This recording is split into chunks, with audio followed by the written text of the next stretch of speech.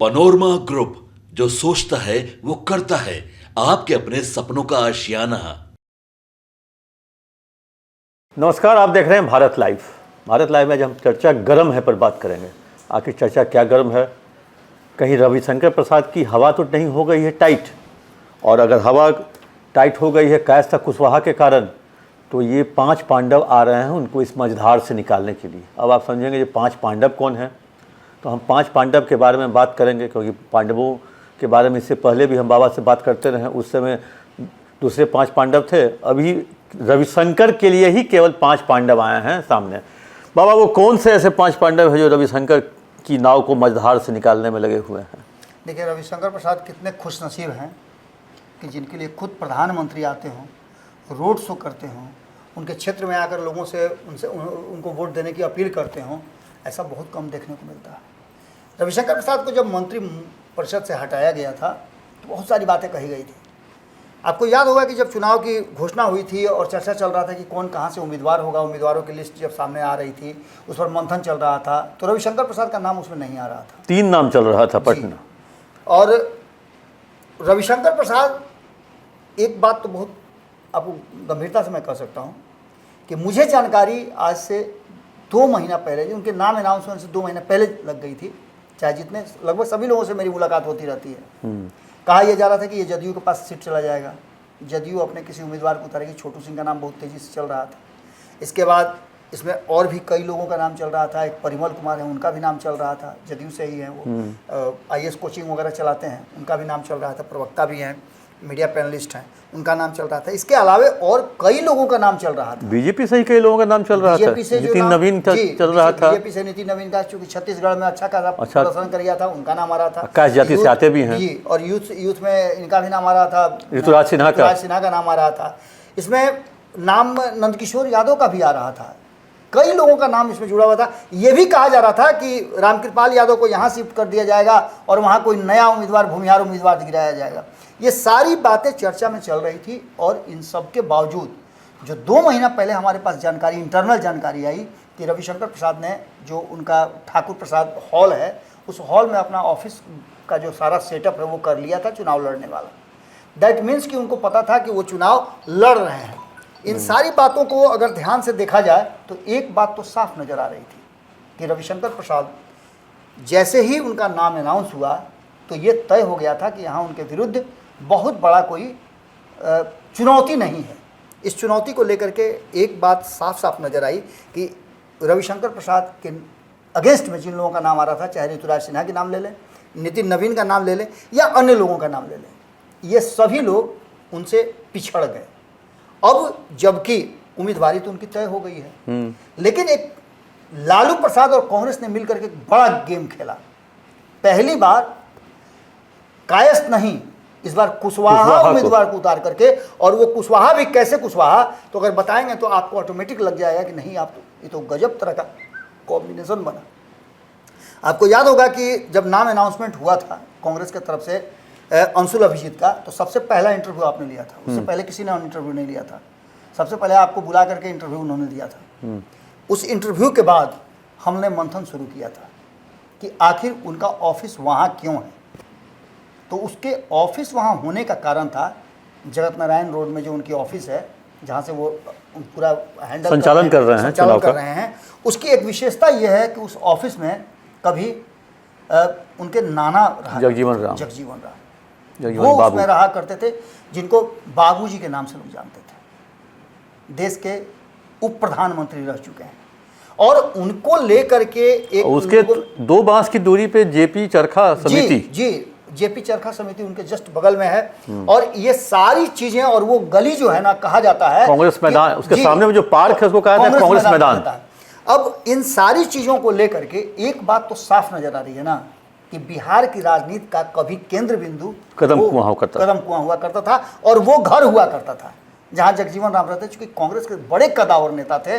और उस घर में दूसरा जो सबसे महत्वपूर्ण बात जुड़ा, वो जुड़ा उनकी बेटी का, मीरा कुमार का। मीरा कुमार भी देश की जानी मानी और कांग्रेस की बड़ी हस्ती हैं, लोकसभा अध्यक्ष, केंद्रीय मंत्री। हम ये बात इसलिए कह रहे हैं कि रविशंकर प्रसाद जितना आसान समझ रहे हैं इस लड़ाई को, उतना आसान है नहीं। अगर रविशंकर प्रसाद अपने पांडवों से कॉम्बिनेशन बिठाने में जरा भी चूके तो आप मान के चलिए कि उनको मुश्किलों का सामना करना पड़ सकता है। और इस बार कायस्थ पूरा अगर दम भी लगा दें तब भी, चूंकि कायस्थ उम्मीदवार भी कई खड़े हैं जिनका अपना व्यक्तिगत वोट है, कई मोहल्लों में वो वोट को डैमेज कर सकते हैं। इसके साथ साथ एक सबसे बड़ी बात यह है कि अंशुल अभिजीत जो उनके अगेंस्ट में चुनाव लड़ रहे हैं, उनकी माँ का नाम बताया हमने कि उनकी माँ जो है मीरा कुमार, वो दलित समाज से आती हैं, उनके नाना दलित समाज से आते हैं, लेकिन उनके पिता का परिवार जो है वो कुशवाहा समाज से आता है। तो कुशवाहा भी हो गया, दलित भी हो गया जी और उसके यादव भी या मुस्लिम भी। जी, आज ही मुझे एक जानकारी मिली कि जो अंशुल अभिजीत की शादी हुई है वो शायद राजपूत परिवार में हुई है। कितना सत्य हम नहीं बता सकते हैं, लेकिन आज कोई हमसे बता रहा था, उनका बहुत करीबी आदमी, कि उनकी शादी जो हुई है राजपूत परिवार में हुई है। यानी कि पटना के सेंट्रल में आप देखें तो राजपूतों की संख्या भी अच्छी खासी है, राजपूत यहाँ डोमिनेट करते हैं। तो इस बात को लेकर के ये कॉम्बिनेशन जो बन रहा है, एक तरफ 5 पांडवों की हम बात कर रहे हैं और दूसरी तरफ 5 जातियों का अलग अलग समूह जुड़ रहा है। यानी कि इसमें मुस्लिम देंगे ही देंगे, यादव इसमें देंगे ही देंगे। यादव भी अगर कायस्थ के बाद देखा जाए तो 3.5 लाख से ज़्यादा यादवों की संख्या है, ये भी एक बड़ा फैक्टर हो रहा है। तो ऐसी स्थिति में ये जो आंकड़ा है इसको वेरीफाई करने के लिए, और इसमें अगर रविशंकर प्रसाद को, चूंकि पिछली लड़ाई जो हुई थी उनकी वो कायस्थ बनाम कायस्थ हुई थी, इस बार की लड़ाई में आप समझ रहे हैं कि पिछड़ा और अति पिछड़ा वाला मैटर आ गया सामने। इसके साथ साथ अंशुल अभिजीत को कई और भी वर्गों का वोट मिलना है। दलित समाज उनके साथ खड़ा होगा, चूंकि उनकी माँ बड़ी नेता रही हैं और लगातार वो पटना में कैंप कर रही हैं। कुशवाहा भी होगा, कुशवाहा निश्चित रूप से, कुशवाहा का समाज के तो देख रहे हैं कि पूरे पटना के जितने भी कुशवाहा समाज के नेता हैं या बच्चे हैं वो सारे उनके आगे पीछे घूम रहे हैं। मैंने देखा 2 चीज़ मेरे मोहल्ले में, चूँकि आप जानते ही हैं कि उसी क्षेत्र के हम लोग वोटर हैं, तो हम लोगों के लिए ये ज़्यादा इंपॉर्टेंट हो जाता है कि हम लोग लगातार देखते हैं, अपने स्टूडियो में बैठे रहते हैं, अचानक से जिंदाबाद मुर्दाबाद शुरू होता है। तो जब जिंदाबाद जिंदाबाद शुरू होता है तो हम लोग भी बालकोनी से झांकने लगते हैं, तो देखते हैं कि भीड़ किसके साथ कितना है। कल ही हमने देखा कि नितिन नवीन घूम रहे थे, उनके साथ, चूँकि वो इसी क्षेत्र के बांकीपुर के विधायक भी हैं, कई बार 3 बार 4 बार से जीतते आ रहे हैं, तो उन्होंने एक बीड़ा उठाया है जो पहले पांडव है। अच्छा, बांकीपुर से 5 में ये पहले है। हाँ, बांकीपुर से ये पूरी मजबूती के साथ उनको जिताने में लगे हुए हैं। कितना मजबूती से जीते हुए लगे हुए हैं, ये कल भीड़ देख करके हमें अंदाजा लगा कि कोशिश तो बहुत कर रहे हैं लेकिन लोग कनेक्ट नहीं हो पा रहे हैं। हो सकता है कि इसमें रविशंकर प्रसाद का अपना जो 5 वर्षों का कार्यकाल हो वो भी प्रभावित करता हो। हाँ, कितने लोग कितने खुश होंगे, क्योंकि मोड़ से लेके आपके स्टूडियो तक आने में कम से कम 25 कट होंगे रोड पर जी। 25 मतलब टूटा हुआ सड़क 25 जगहों पे टूटी हुई है। बिल्कुल बिल्कुल। तो वो आप कितना उनके साथ जुड़ेंगे वो तो अब समय बताएगा। और एक और इम्पोर्टेंट चीज़ आपको बता दें कि आज से करीब 6 महीना पहले जब वोटर से मिलिए का एक कार्यक्रम चल रहा था, अब आपके द्वार वोटर आपके द्वार करके कार्यक्रम कोई भाजपा चलाई थी, उस बीच में आए थे रविशंकर प्रसाद, तो वहाँ रुक करके मेरे ऑफिस के, अपने ऑफिस के नीचे रुक करके लोगों ने कहा था कि बाबा से मिल लीजिए, और खुद नितिन नवीन ने मिलवाया। हमने कहा कि चलिए, याद आया 5 साल के बाद भी आपको, ये बहुत बड़ी बात है। तो मैंने झेप गए और पकड़ के गले लगाने लगे हमको। देखिए, अब इसके बाद जो है बांकीपुर में तो वो काम चल रहा है। हाँ। इसके बाद दीघा चले जाइए आप, संजीव चौरसिया जिस क्षेत्र से जीत करके आते हैं वहाँ यादवों का बहुत बड़ा हुजूम है, और फॉरवर्ड का भी जी, और फॉरवर्ड भी बहुत ज़्यादा है। यही कारण है कि यहाँ से संजीव चौरसिया जीत करके आते हैं, उनके अगेंस्ट में यादव ही खड़े होते हैं। इससे पहले कायस्थ उनके विरुद्ध खड़ा हुए 2015 में, राजीव रंजन। हाँ। वो भी खड़ा हुए थे लेकिन चुनाव हार गए थे। अब ऐसी स्थिति में संजीव चौरसिया पूरा मेहनत कर रहे हैं लगातार। मैंने देखा कि मीडिया सेंटर में जा करके भी, रविशंकर प्रसाद के साथ घूम करके भी वो भी मेहनत कर रहे हैं, लेकिन कितना वो जिता पाएंगे, चूंकि उनका अपना एंटी इनकम्बेंसी भी होगा। एक तरफ जहाँ नितिन नवीन बांकीपुर के विधायक हैं, तो लोगों से कितना अच्छा और बुरा संबंध है, इसका असर तो पड़ेगा ही पड़ेगा। आशियाना नगर में याद है बाबा, पिछले कार्यकाल में, पिछले डीएम थे चंद्रशेखर सिंह, उनके कार्यकाल में मकानों को बुलडोजर से ढाया गया था। आशियाना नगर सामने आए थे। हाँ, आए थे, उसके बाद जाके रुका था बहुत सारा हो हल्ला हंगामा के बाद। संजीव चौरसिया वहाँ तो प्लस पॉइंट उनका होता है, लेकिन कितना वो वोट को ट्रांसफर करा पाएंगे, चूंकि उन पर भी 10 साल का एंटी इनकम्बेंसी कहीं ना कहीं पहुँच रहा है। तीसरा सबसे महत्वपूर्ण है अरुण सिन्हा। कुम्हरार की बात मैं कर रहा हूं। अरुण सिन्हा अगर जिस तरह से वो अपने आप को उपेक्षित महसूस कर रहे हैं, पार्टी के भीतर रह करके भी उनको कार्यक्रमों में नहीं पूछा जाता है, बहुत तरह की बातें सामने आ रही है। जीत गए चुनाव अलग बात है, भाजपा के टिकट पे चुनाव जीत गए, लेकिन वो अब कुम्हरार से कितना वोट ट्रांसफर करा पाते हैं ये बड़ा महत्वपूर्ण है, क्योंकि वो जनता की भी उपेक्षा करते हैं ना, जी, बिल्कुल। इसीलिए पार्टी के अंदर वो बिल्कुल उपेक्षा के पात्र बने हुए हैं। उनकी एंटी इनकम्बेंसी जो है कहीं ना कहीं रविशंकर प्रसाद पर भारी पड़ सकती है। दूसरा अगर बात करें पटना साहिब की, तो पटना साहिब से नंदकिशोर यादव हैं। नंदकिशोर यादव बड़े पद पर हैं, विधानसभा के अध्यक्ष हैं, और एक बात उनके साथ जरूर जुड़ती है कि वो अपनी जनता से सीधे कनेक्ट है। आज भी सुबह हो शाम हो कोई भी उनके पास चला जाए, चूंकि वो जमीन से उठ करके आए हैं, अपना फोन अभी भी खुद उठाते हैं जी, और वो सीधी तौर पे जनता से जुड़े हुए हैं और किसी की भी समस्या का समाधान वो जानते हैं, करते हैं। उनके जो पीए वगैरह भी हैं, उनसे भी आप बात कीजिए, उनको पर्सनल असिस्टेंट जो है, वो लोग भी आप देखिएगा तो लगातार लोगों से कनेक्ट रहते हैं। वो उनका एक तकिया कलाम है, दोस्त जी, चाहे पत्रकार हो, जनता हो, कोई हो, क्या दोस्त, क्या हाल है जी, दोस्त, दोस्त सब उनका एक तकिया कलाम है। जी जी जी जी, मेरी कई बार उनसे मुलाकात हुई है और उनका मेरे साथ तो थोड़ा सा दूसरे तरह का है। पांडव में 4 का तो नाम आपने खोल दिया, 5वां कौन है बाबा?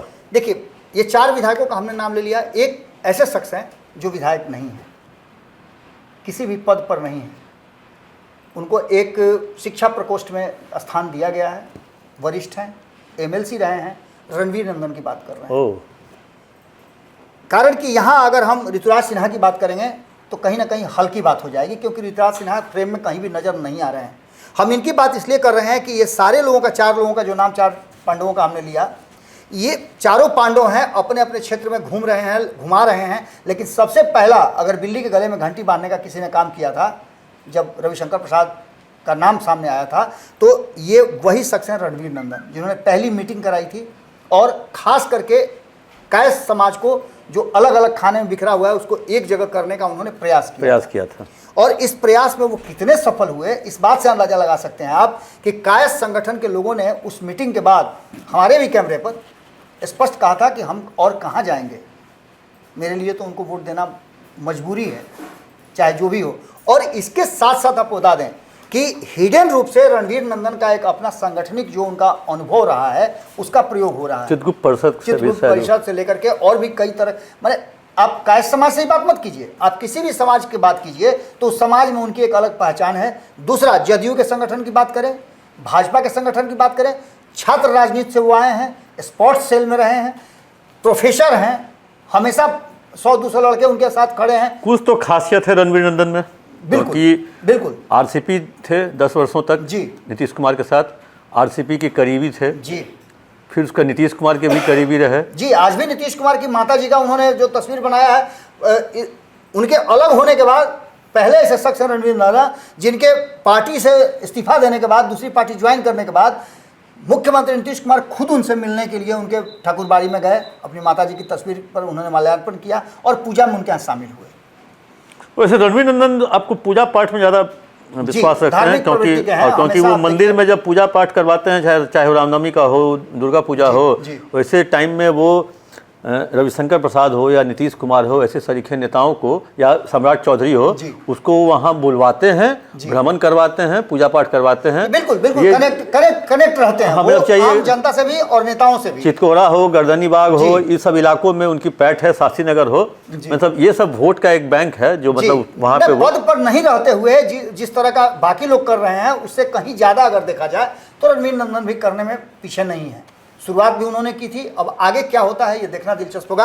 ये 5 पांडव हैं, अगर रविशंकर प्रसाद इन 5 पांडवों को साधने में सफल हो गए तो प्रधानमंत्री की रैली को छोड़ दिए, प्रधानमंत्री के रोड शो को छोड़ दिए, प्रधानमंत्री का कोई भी कार्यक्रम छोड़ लीजिए, ये 5 अगर सधा गए, सफल हो गए तो ये भी सांसद बन जाएंगे। बिल्कुल, इसमें कोई दो राय नहीं है, इनको सांसद बनने से कोई नहीं रोक सकता है। लेकिन दूसरा जो महत्वपूर्ण बात है कि आपको याद होगा कि हमने एक खबर हम जो कल करेंगे वो खबर इसी पर आधारित है। अभी हम लोग देख रहे थे चर्चा गर्म है, चर्चा गर्म है में हम लोग बात कर रहे थे रविशंकर प्रसाद की पटना साहिब की सीट पर। पटना साहिब की सीट में उनकी लगभग पेच फंसी हुई है, हवा टाइट है। 5 पांडव के बारे में बाबा बता दिए, 5 पांडव कौन है जो इनकी नैया पार लगा सकते हैं।